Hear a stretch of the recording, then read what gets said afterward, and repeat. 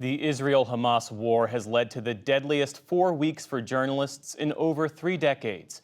Yesterday, Amna spoke with the head of the Committee to Protect Journalists to understand what this means for those covering the war and for a world trying to get a clear picture of the ongoing conflict. The war has taken a heavy toll, including on those documenting it.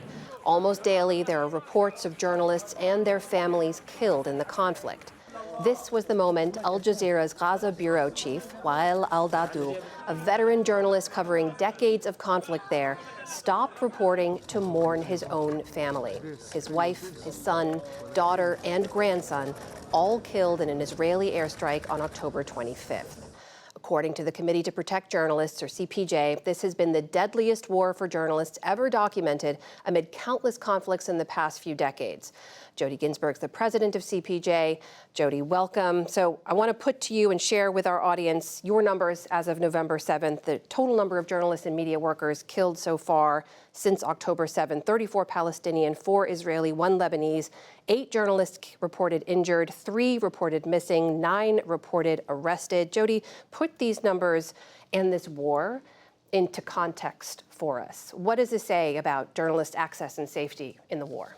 So as you said, this is the deadliest conflict for journalists that we have ever documented. And we have been documenting attacks on journalists at the Committee to Protect Journalists for over 30 years. For some context, last year we documented the killings of 68 journalists and media workers worldwide over the space of 12 months. And we've seen, as you said, 39 deaths in Israel, Gaza alone. It's incredibly dangerous. There are very few safe spaces in which journalists in Gaza can operate, and they're trying to report while they themselves are in danger.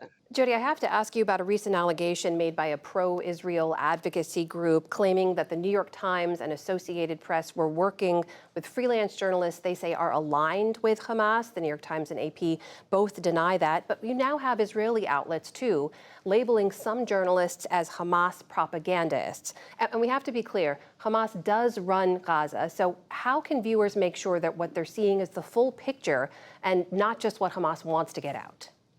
Well, there are a variety of media outlets operating in Gaza, and that's been the case for many years. Journalists reporting for, as you say, Reuters, AP, AFP, international news outlets, as well as for local news outlets. And what's really important is that we have that plurality of voices who can help us build a comprehensive picture of what's happening in Gaza. There are no international news crews who are able to get into Gaza, to operate in Gaza. So we're absolutely reliant on those local Palestinian journalists to be our eyes and ears on the ground to tell us what's happening. Well, those disturbing numbers we cited earlier look like this on the ground. I want to share with folks the moment that a Palestine TV correspondent, a man named Salman al-Bashir, was reporting live outside a hospital. He saw his own colleague being carried into the morgue. This is that moment. Helmets. They're just emblems that we wear. They don't keep us safe at all. They do not keep us safe. We're victims live on air. We're just waiting our turn, one after the other. Our colleague Muhammad Abu Hatab was here just 30 minutes ago. He's been killed, along with his wife, his son, and his brother.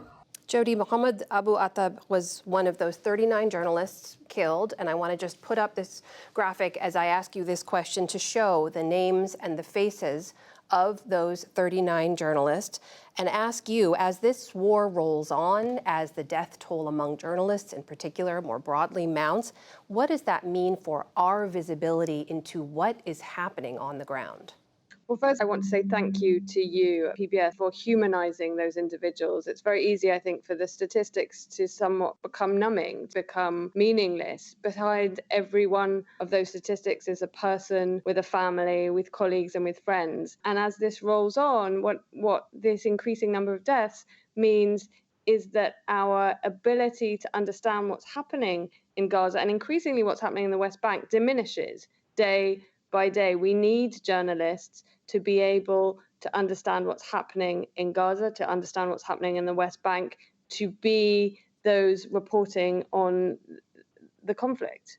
And Jody, some Palestinians we've spoken to look at these numbers. They look at the previous killing of journalists like Shireen Abu Akleh in 2022 before the war, a killing that the IDF took a year to come out and apologize for. And they feel like journalists are not just being caught up in collateral damage, but they're being targeted. What would you say to that? Well, what we do know is that there is a clear pattern of impunity. In fact, in May of this year, the Committee to Protect Journalists published a report called Deadly Pattern, which is a report on the killings of journalists by the Israeli military since 2001. And what we found was that between 2001 and September 2023, there were at least 20 journalist killings by the IDF. The vast majority were Palestinians, and no one has ever been charged or held accountable for these deaths.